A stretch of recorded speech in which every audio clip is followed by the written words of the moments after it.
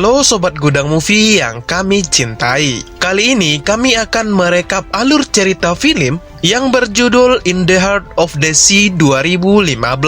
Film ini diangkat dari kisah nyata pada tahun 1820, di mana pada saat itu bahan bakar minyak bumi belum ditemukan. Manusia pada zaman itu memanfaatkan minyak dari ikan paus sebagai bahan bakar sehari-hari. Untuk mendapatkan minyak ikan paus ini tidaklah mudah. Mereka harus berlayar beribu-ribu kilometer di tengah lautan dan memakan waktu hingga bertahun-tahun lamanya sebelum mereka menemukan apa yang mereka cari. Hingga pada suatu saat, sebuah kapal yang bernama kapal Esek ditenggelamkan oleh seekor paus raksasa. Sehingga mereka harus berjuang untuk bertahan hidup di tengah lautan ganas selama berbulan-bulan dengan hanya menggunakan sebuah sekoci. Di tengah-tengah perjuangan mereka ini, mereka harus kehilangan beberapa kru karena meninggal dunia akibat kelaparan. Film ini mengandung banyak hikmah kehidupan yang dapat kita ambil dari perjuangan mereka dalam bertahan hidup.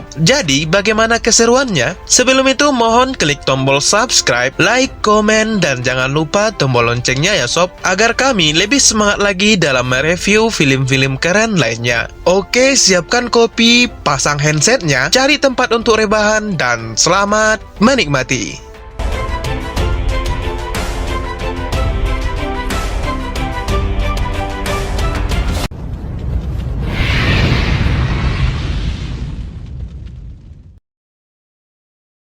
Pada zaman dahulu, sebelum ditemukannya minyak di bawah tanah, semua orang menggunakan minyak dari ikan paus untuk segala aktivitas sehari-hari. Setiap bulannya, para pengusaha minyak akan pergi berlayar bersama krunya untuk berburu paus di samudra yang luas. Desas-desus tentang adanya Moby Dick, yaitu seekor paus monster, terdengar ke berbagai penjuru dunia. Tetapi sayangnya, tidak ada satupun orang yang mengetahui cerita sebenarnya, kecuali seorang mantan kru kapal yang kini sudah pensiun. Pada tahun 1850, di Pulau Nantucket, seorang penulis novel yang bernama Herman Melville datang ke rumah Tom Nicholson untuk mendapatkan kisah yang terus membuatnya penasaran, yaitu tentang kapal Esek dan juga rumor tentang Moby Dick. Tom dikenal sebagai mantan salah satu kru kapal Esek yang selamat setelah menghilang cukup lama. Namun setelah kejadian itu, Tom pun menjadi pribadi yang berbeda dan juga tertutup. Tom juga merupakan satu-satunya saksi yang masih hidup dari tragedi tenggelamnya kapal Esek puluhan tahun yang lalu.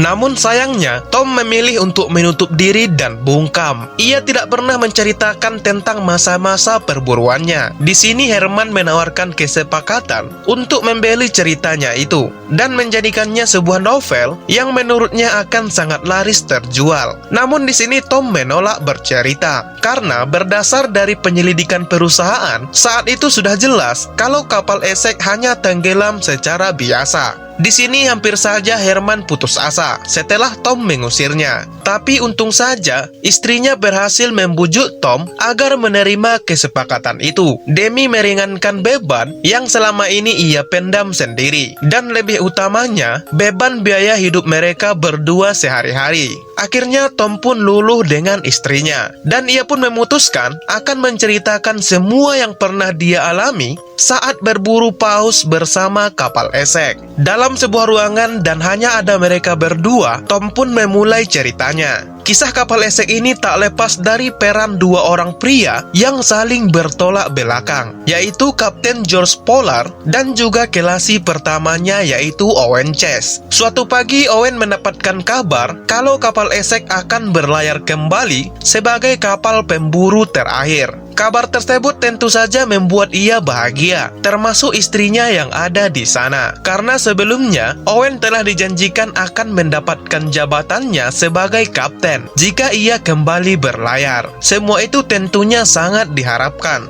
Karena dengan begitu, kehidupannya bisa menjadi lebih baik dan bisa tinggal di rumah yang lebih bagus yang khusus diberikan perusahaan untuk seorang kapten. Namun sayangnya, saat ia bertemu dengan bosnya yang bernama Mason, Owen hanya diangkat sebagai kelasi pertama dan yang akan menjadi kaptennya adalah George Pollard. ia merupakan seorang anak dari pengusaha kaya. Semua itu karena ternyata Mesen mendapatkan sokongan dana yang besar dari keluarga Pollard, yaitu keluarga yang terpandang, yang juga merupakan turunan pemburu ikan paus. Di sini awalnya Owen tidak terima dengan kesepakatan itu. Selain Mesen yang mengingkar janji, Josh Pollard juga adalah anak yang baru, yang tidak punya banyak pengalaman di lautan. Namun pada akhirnya sebagai permintaan maaf, Mesen menawarkan gaji yang sangat besar. Dan setelah berpikir sejenak, Owen pun setuju. Walaupun di dalam hatinya ia tidak begitu senang. Akhirnya tibalah hari di mana mereka akan segera berlayar. Sebelum ke pelabuhan, Josh pun diberi arahan oleh ayahnya agar ia tegas dalam memimpin dan juga membawa nama baik keluarga Pollard yang terpandang. Sedangkan istri Owen mengantarkannya sampai di dermaga sembari cemas karena ditinggalkan saat sedang mengandung. Diiringi doa dari semua anggota keluarga kru yang ditinggalkan, mereka pun mendayung perahunya menuju kapal esek. Di dalam kapal terlihat Tom yang masih berusia 14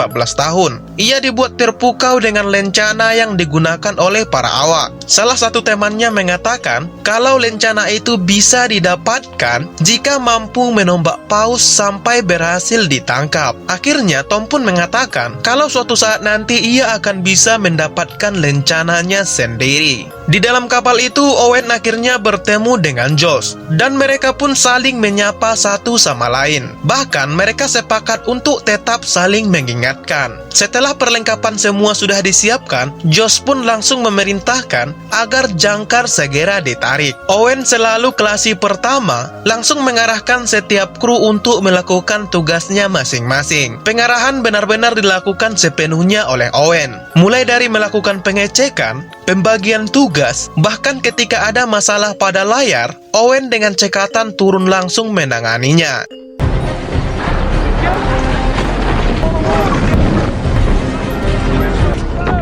Josh yang belum berpengalaman melihat langsung skill Owen, hingga dia pun akhirnya merasa sedikit iri. Rasa iri itu pun ia tunjukkan pada saat makan malam di depan teman Owen yang bernama Joy. Ia mulai menyinggung tentang ayah Owen yang dipenjara, sekaligus kehidupan Owen yang diadopsi oleh keluarga Pollard. Ternyata sewaktu kecil, Owen telah diasuh oleh keluarga Josh. Merasa suasana mulai tak enak, akhirnya Owen langsung meninggalkan ruangan itu. Setelah makan malam, Owen memanggil Tom yang terlihat mabuk laut. Ternyata Owen punya cara tersendiri untuk mengantisipasinya. Tom kemudian hampir dijatuhkan ke lautan, hingga ia pun panik dan berteriak. Hal itu ternyata berhasil meredakan mabuk laut yang dialami oleh Tom. Keesokan harinya, saat mereka semua sedang bekerja, tiba-tiba Kapten Josh memerintahkan untuk menurunkan semua layar agar kapal mereka melaju lebih cepat. Owen yang melihat ada badai di depan mereka, ia pun memperingatkan kalau hal itu justru akan berbahaya dan beresiko. Hal itu akan membuat tiang layar akan patah. Tak lama kemudian, apa yang ditakutkan Owen pun benar terjadi. Angin yang sangat kuat membuat kapal oleng dan tidak bisa dikendalikan. Badai besar memporak-porandakan kapal yang melaju kencang di tengah badai, dan juga ombak yang tak henti-hentinya menerjang mereka.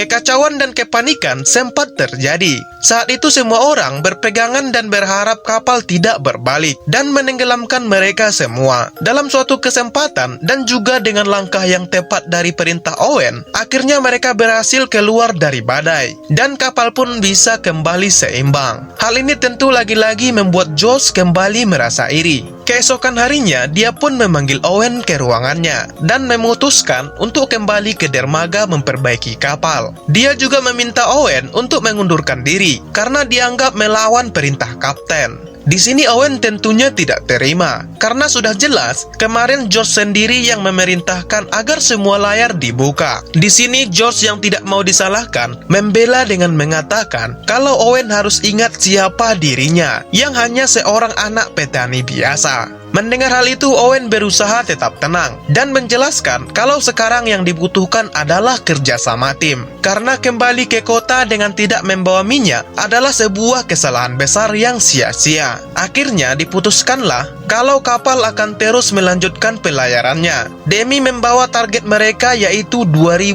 barel minyak. 3 bulan kemudian di tengah Samudra Atlantik, akhirnya apa yang mereka cari kini mereka temukan. Lonceng kapal dibunyikan sebagai peringatan agar semuanya bersiap-siap untuk menaiki Sekoci. Dengan berbekalkan tombak bertali, Owen akhirnya berhasil menombak seekor paus. Pada awalnya mereka cukup kerepotan karena paus itu terus-terusan menarik tali mereka ke dasar lautan. Untungnya dengan insting yang kuat, Owen berhasil menarik paus itu ke permukaan.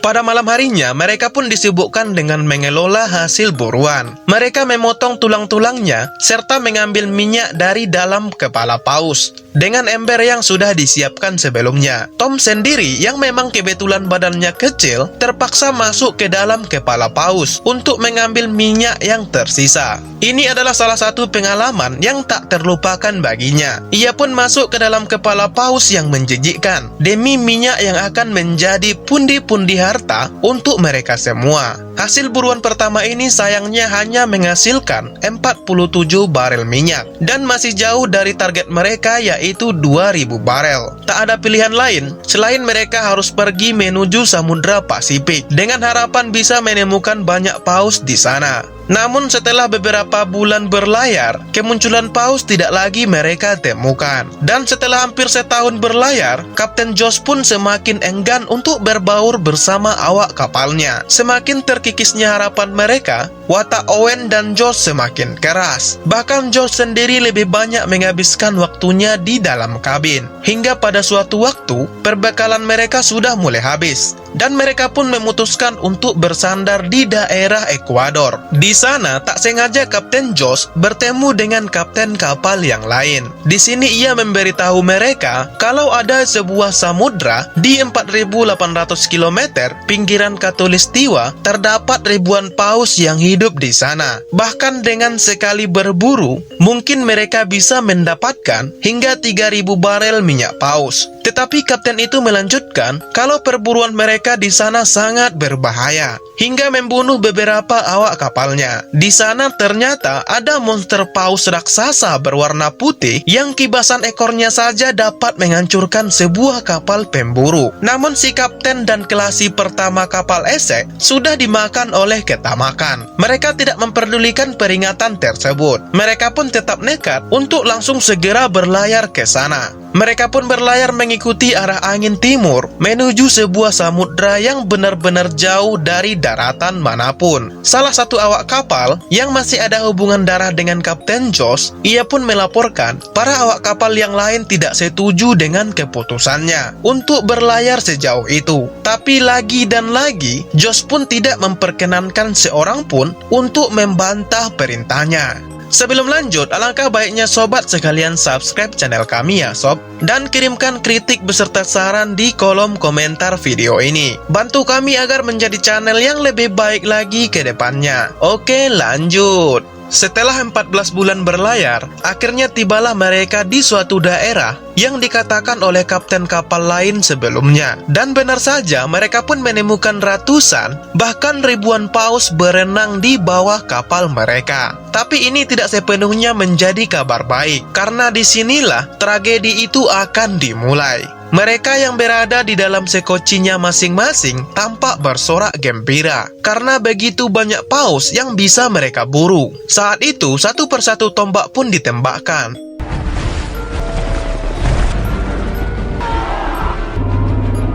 Sampai tiba-tiba seekor paus menabrak sekoci milik Owen dan membuatnya terbalik. Apa yang diceritakan kapten kapal sebelumnya ternyata benar adanya, karena ekor paus itu benar-benar sangat besar dan muncul tepat di hadapan mereka. Bukannya takut, Owen malah kembali ke kapal untuk memperbaiki sekocinya dan berniat kembali berburu. Namun tiba-tiba saja kapal mereka bergoyang dan tak lama kemudian bagian bawah kapal bocor. Kapal besar mereka kini benar-benar diserang oleh Moby Dick yang marah dengan kehadiran para pemburu.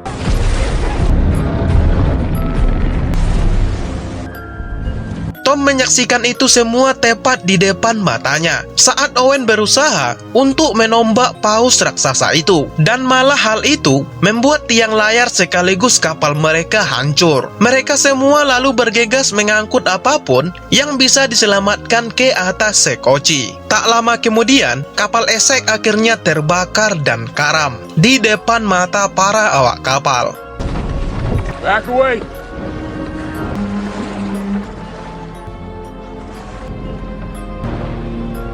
Malam itu mereka pun mulai kalut dengan keadaan ini. Mereka semua terombang-ambing dalam 3 sekoci di 7.000 km tengah laut dari barat Amerika Selatan. Henry, salah satu awak kapal sekaligus sepupu Josh yang sedari awal sempat memperingatkan mereka, tiba-tiba mengacungkan sebuah pistol ke arah Owen. Ia pun menganggap kalau semua ini adalah hasil dari keputusannya. Namun untung saja Kapten George berhasil menenangkannya. Dan kini sudah 12 hari mereka mengapung di lautan. Hanya dengan bantuan angin timur, matahari, kompas, dan berbekal dari peta, mereka pun berharap bertemu dengan angin barat supaya bisa sampai ke pulau yang terdekat. Dan saat malam hari, sekoci mereka pun kembali diterjang badai besar.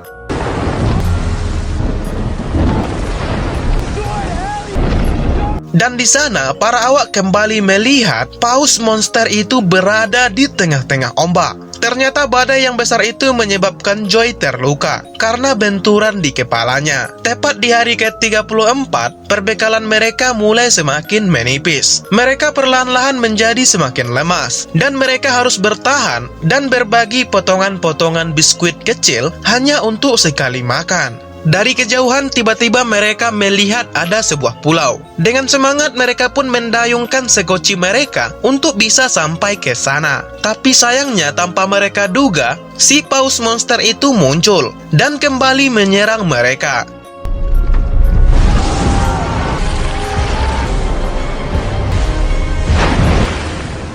Kali ini paus itu berhasil merusak semua sekoci dan bahkan berhasil juga membunuh beberapa awak. Akhirnya mereka yang tersisa pun mencoba berenang dan mereka pun bisa mencapai pulau dengan selamat. Karena sudah terlalu lapar, mereka akhirnya memakan apapun yang ada di pulau itu. Seperti Owen yang berusaha menangkap ikan di genangan air dan ia pun langsung memakannya mentah-mentah. Pada malam harinya, mereka pun berusaha menyalakan api dengan harapan asapnya dapat dilihat oleh kapal yang melintas. Walaupun pada kenyataannya tidak mungkin ada kapal yang berlayar hingga ke ujung samudra seperti mereka. Keesokan harinya, mereka pun tak sengaja menemukan kerangka manusia. Dan itu berarti di pulau ini tidak ada makanan untuk bertahan hidup ataupun kapal yang akan melewati pulau ini. Akhirnya Owen dan Josh memutuskan untuk memperbaiki sekoci yang tersisa dan segera meninggalkan pulau sebelum mereka benar-benar mati kelaparan. Keesokan paginya, mereka pun bersiap untuk kembali berlayar. Tetapi sangat disayangkan, beberapa dari mereka termasuk Joy memutuskan untuk tidak ikut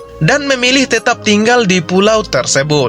Joy yang memang kondisinya sudah benar-benar lemah, ditambah luka akibat benturan di kepalanya, ia merasa kalau sudah tidak ada gunanya lagi melanjutkan perjalanan. Di sini Owen tentu saja sedih mendengarnya. Ia hanya bisa berjanji setelah sampai di pulau terdekat, ia akan mengirimkan kapal untuk menjemputnya. Dan setelah 48 hari berlayar, sekoci milik Josh terbawa arus, sampai pada akhirnya mereka pun terpisah. Di sekoci milik Owen, tanpa mereka sadari, salah satu awak sudah terbujur kaku karena mati kelaparan. Di tengah kesedihannya, Benjamin berniat untuk membuang mayat temannya itu ke lautan. tetapi Owen malah melarangnya. Dan ia pun berkata, kalau seorang pelaut tak akan pernah membuang sesuatu yang bisa menyelamatkan nyawanya. Semua yang ada di sana pun tentu saja paham tentang apa yang dimaksudkan oleh Owen. Dan akhirnya demi bertahan hidup, mereka pun memutuskan untuk memakan jasad teman mereka sendiri, demi bertahan agar tidak mati kelaparan. Hal serupa juga terjadi di sekoci milik Kapten Josh. Bahkan ternyata lebih parah.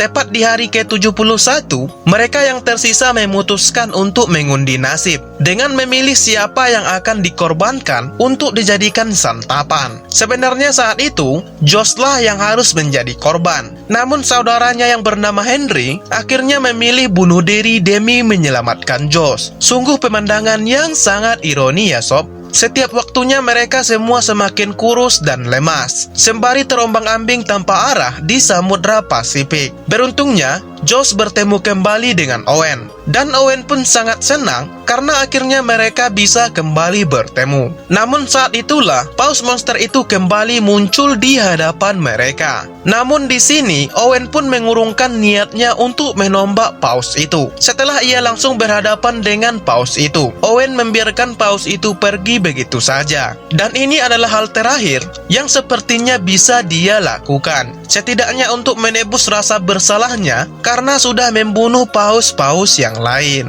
Dan kini mereka semua sudah benar-benar pasrah dan sudah tak ada tenaga lagi. Tak lama kemudian, arus kembali memisahkan kedua sekoci milik Josh dan juga Owen ke arah yang saling berlawanan. Tepat di hari ke-82, tiba-tiba sebuah kapal dagang melintas dan melihat sekoci milik Kapten Josh terombang-ambing di tengah lautan. Dia pun akhirnya berhasil diselamatkan bersama seorang rekannya yang masih selamat. Sementara itu di sekoci milik Owen, mereka masih juga terapung. Hingga di hari ke-90 atau tepatnya di tanggal 18 Februari pada tahun 1821, mereka semua termasuk Tom sudah tampak seperti mayat hidup. Owen sudah pasrah dan menyerahkan hidupnya. Namun saat itulah tiba-tiba ada burung yang terbang di sekitar sekoci mereka. Hal ini menandakan bahwa kini mereka sudah berada dekat dengan daratan. Tom dengan keadaan tak berdaya berusaha menyadarkan Owen. Dan tak lama kemudian, mereka pun diselamatkan oleh para nelayan di negara Chili. Mereka akhirnya melakukan pemulihan di pulau yang sangat jauh dari tempat tinggal mereka. Pemulihan mereka membutuhkan waktu sekitar 3 bulan. Dan setelah itu, mereka pun berlayar ke daerah asal mereka dan membutuhkan waktu selama 3 bulan hingga akhirnya mereka sampai di daerah asal mereka. Masyarakat yang melihat kepulangan mereka hanya menyambut dengan tatapan heran, seolah-olah mereka melihat hantu. Owen pun akhirnya kembali bertemu dengan istrinya dan seorang anaknya yang kini sudah besar.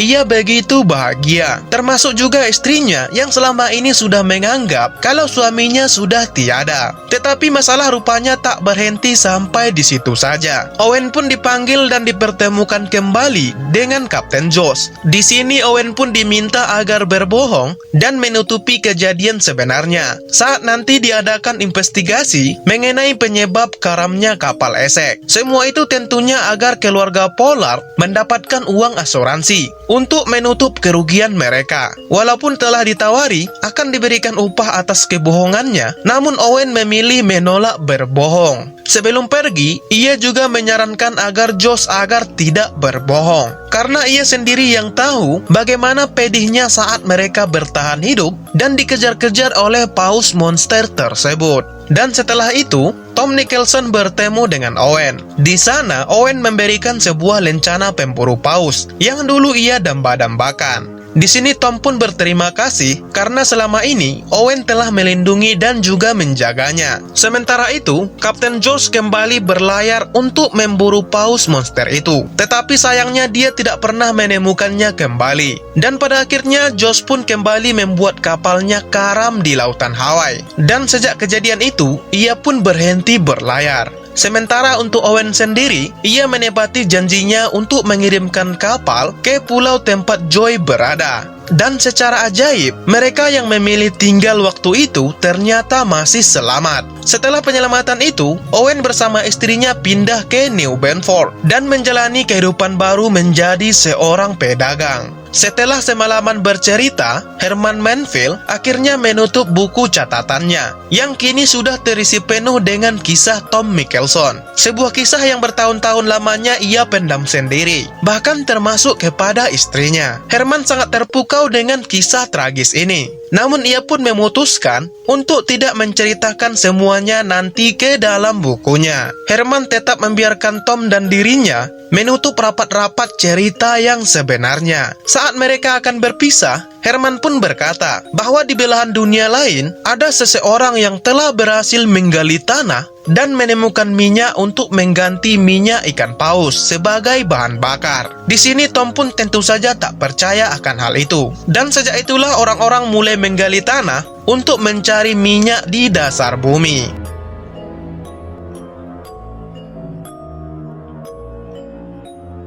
Dan film pun berakhir. Dalam kisah kali ini, dapat diambil sebuah pelajaran mengenai kerendahan hati dan juga keberanian, di mana kedua hal itu selalu berjalan beriringan dimanapun dan kapanpun. Keberanian pasti akan menemukan sebuah resiko, entah nantinya akan berhasil ataupun gagal. Dan dengan kerendahan hati maka akan menjadi penopang untuk mendukung keberanian tersebut, agar tetap terlaksana melawan keraguan. Jadi beranilah dalam membuat suatu keputusan, dan iringilah keberanianmu dengan kerendahan hati. Jika tidak, maka keberanianmu akan menyebabkanmu jatuh dalam kegagalan dan juga kesombongan. Bagi sobat yang mungkin mempunyai pendapat lain, silahkan tulis di kolom komentar ya sob. Terima kasih sudah menonton sampai akhir ya sob. Mohon klik tombol subscribe, like, komen, dan jangan lupa tombol loncengnya, agar kami lebih semangat lagi dalam mereview film-film keren lainnya. Komentarmu sangat berarti bagi kami. Akhir kata, assalamualaikum dan sampai jumpa lagi.